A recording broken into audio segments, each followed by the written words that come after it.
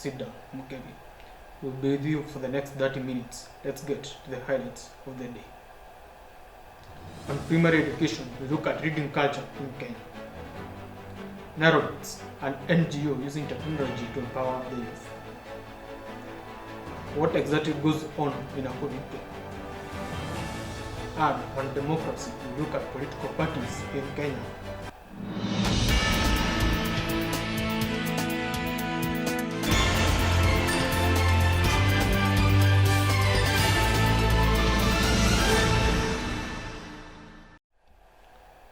You can join the conversation on our social media handles, Facebook and Twitter. The hashtag is Kenya is one of the countries with the most educated citizens in East and Central Africa. Most Kenyans are in fact literate, but unfortunately lack a strong and consistent reading culture, unlike the case with the most developed Western countries. Experts say Kenya must become a reading nation in order to achieve Vision 2030. But how do we improve our reading culture? Our reporter Millicent brings us this story on how primary school going children are being mentored to improve their reading culture. Kenya is proud to boast a literacy rate of 85%, the fourth highest literacy rate in Africa, according to the African Economist. Yet, we have a very poor reading culture when it comes to anything besides newspapers. The Kenyan life is normally fast-paced. But why don't we read? There is a really small percentage, and it is very active, that I wish it could reach out many people to get into the reading. We commute for hours. However, one would see few with a novel in their hands. Reading is considered outdated by the young and a waste of time by some of the world.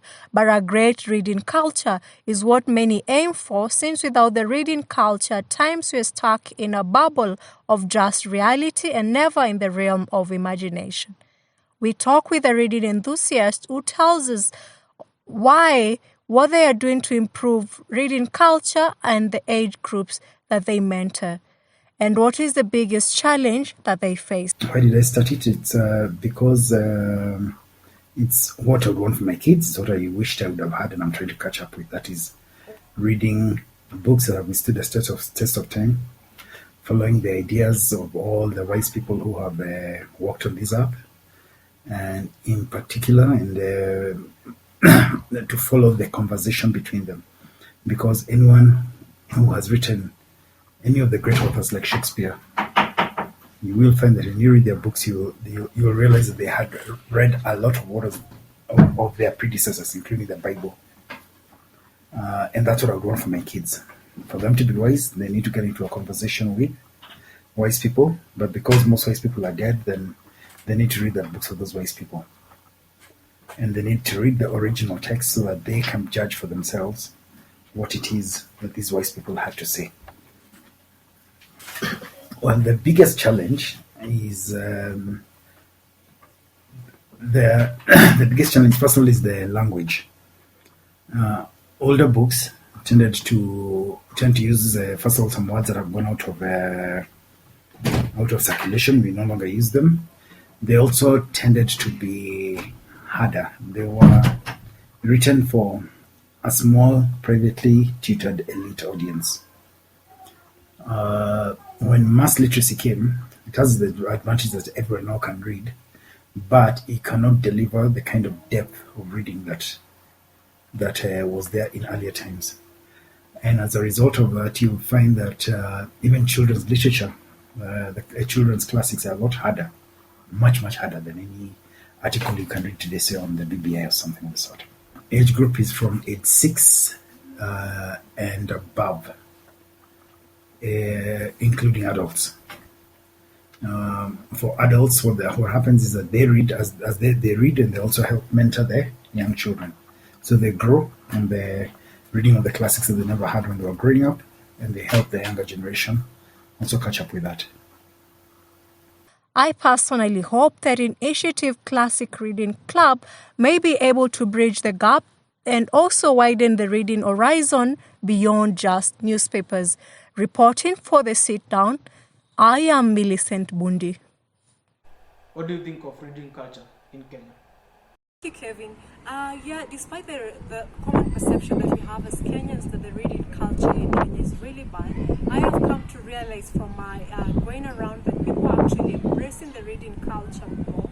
Books are actually moving very fast from the bookstores, and we can see that there are so many vendors on the streets out there. So people are embracing reading storybooks, reading even magazines and newspapers, and you could find like people in their own cars, in matatus, in buses, are actually continuing to read. So I can say that the reading culture in Kenya is actually improving quite well. Did you read a lot of storybooks or maybe novels in primary school? Yes, I did read a lot of storybooks in primary school, and I can advantage that because it helped me to develop a lot of communication skills. It helps me gain a lot of confidence because then I could communicate well from everything that I read. And I think this should be embraced by most parents who should be encouraging their kids to read a lot when they're in primary school. Thank you, Kevin. Back to you in studio. Well, thank you very much, Millicent, for that. Nairobits is a non-governmental organization whose vision and mission are to educate and empower the youth from disadvantaged communities using ICT. The trust envisions a society with educated youth who can adequately access equal opportunities and improved quality of life through employability. Our reporter Samuel Okemo paid them a visit and filed this report.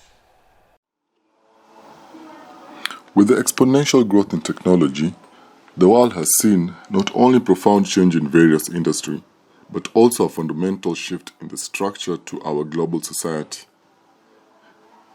This comes at a time when a lot of youth are struggling to get jobs. We visited Nairobi and talked to some of the people to understand what it is that goes on there. I'm Nancy Wanda. I'm a student at Nairobi, majoring in UI UX development. So basically, Nairobi is an organization that helps youth who are from marginalized areas. Yeah. And how does Nairobi help shape the lives of young people? Quite a lot, because like initially, like I did love computers and all that, but like right now I know how to develop websites. I know how to use WordPress, how to design, because we started with design, so I know how to use Adobe Photoshop, Illustrator, XD, and all those. We also sought to find out about how they intend to use the skills that they have gotten from there, and this was their response. In life, na plan, hizi skills zinisaidia change the community around me.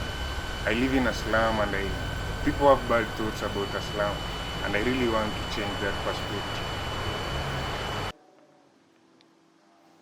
Some of the students here are ready to go back and be agents of changes in their communities. Reporting for the Sit Down, I'm Samuel Okemo. Coming up right after the break, we get to know about political parties and democracy.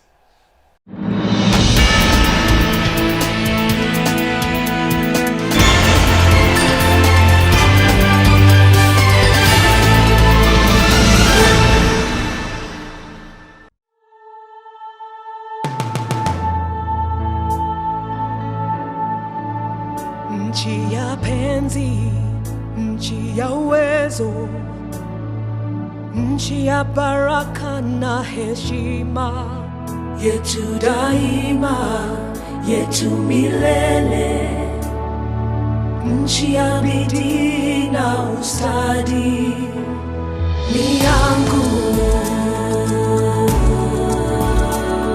ni yetu. Twainuka nchi imara, uwezo wetu, uwezo wa Kenya, ni yangu, ni yangu, ni yetu, ni yetu, nchi na Safaricom, M-Pesa.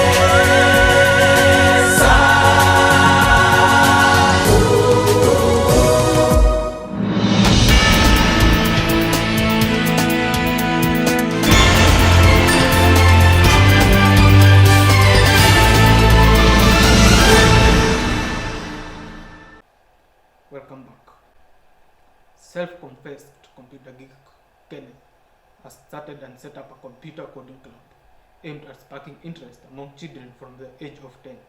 Here is our reporter Lida Omuro with the story. The Coding Club provides participating students an opportunity to learn the basics of computer programming in a team setting. The club's main focus is on creating games. My name is Ntahi and I started the Coding Club. I've written software for very many years and I started the Coding Club to help my children and their friends. Actually, it was my friends who convinced me to start it for their friends, for their kids, to help them go into the creative side of gaming. What skills do they look for? For most of these children, coding helps them get over boredom. Coding Club helped me reduce my boredom. It helped me think hard and create my own successful game. Kenneth tells us that there are students who have already created their own games, but most important of all, they learn some other skills. To learn the game programming skills that will help them a lot in future, because where the world is going, especially the new emerging areas of data science, it's extremely important that most people, or at least it will help a lot if you can code. Not being able to code would be like not being able to type. Yeah. So that is why we started the Coding Club, because it's something that can keep them engaged and develop them. Considering the lightning pace of change in computing, the ability to code is not only an essential skill for the young people, but also the adults. One more adult is cultivating as they begin to grasp the consequences of being left behind. It's never too late to learn. You too can master technology. Reporting for The Sit Down, I'm Linda. Political parties play a major role in democratic process around the world, but in Kenya, they are a means to an end. Our reporter Aida Kachoki has the story on the emergence of political parties every election cycle. After Kenya was made a one-party state in 1982, the subsequent pressure from multi-party democracy proponents for the President Daniel Moi to allow the restoration of multi-party government in 1991 by repealing Section 2 of the old constitution that made Kenya African National Union the only political party in Kenya. Now, Kenya has over 70 fully registered political parties despite the seeming political party pluralism in Kenya. Having the parties run largely on ideologies and policies to empower the society has become a big challenge. There has also been a high party mortality rate. As all the parties die, a new one emerges every electoral cycle. Besides the Independence Party, the Party for the Restoration of Democracy Party, FORD was one of the earliest parties to be formed after the introduction of multi-party democracy. But due to the internal wrangles, it split into FORD Kenya and FORD Asili. FORD Kenya is still standing, though barely, as it is dogged with internal wrangles. KANU has stood the test of time without splitting, but today, its power has faded. Even the NARC coalition that ended the 24-year rule of President Moi in 2002 later disintegrated to other political parties. To date, that has largely been the norm. But the politics towards Kenya's independence is said to have done to the parties to legitimize tribal groupings since independence. But that can be explained by our history, from where we came from one-party system to now multi-party system, and they have not been properly managed, that is political parties, and because of that you have witnessed a lot of part hopping. But with the new constitutional dispensation, there is hope that political parties will become organized. The Political Parties Act in Kenya sought to enable political parties to get funds from public resources as to secure their independence from individuals. But to date, parties in Kenya still have owners who are said to stifle internal party democracy. Political party just became a vehicle for accessing power and nothing else, nothing to believe in. There's a conglomeration of various people from different tribes who are like the kingpins of those tribes, and then they form a political party and they run away with the people. So I think that is really where the problem comes from. We don't have political parties. All what we have are ethnic assemblages. And these ethnic assemblages are also around individuals as opposed to around an organizing principle. And this is the reality of our politics. It will take a very conscious electorate to consciously go against the entrenched culture of voting based on simple tribal lines. Reporting for The Sit Down, Amaida Gashoki. That is it from our news desk today. Thank you for being with us. I'm Kevin, and we of course hope to see you back here again next week. Have a good evening.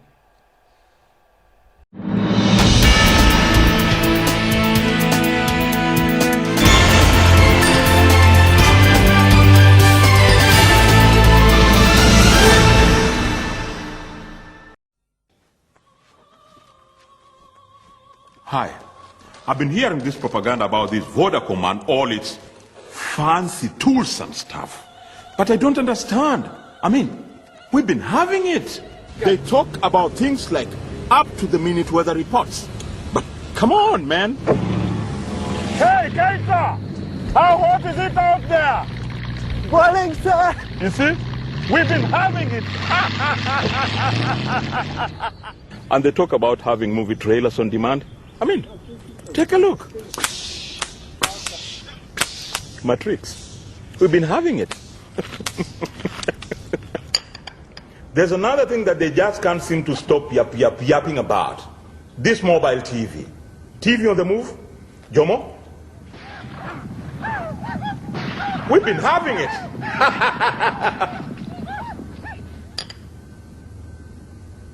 And then they tell me that you can get full songs playing when your phone rings. I will lay that one to rest right now as well. Jomo, call me.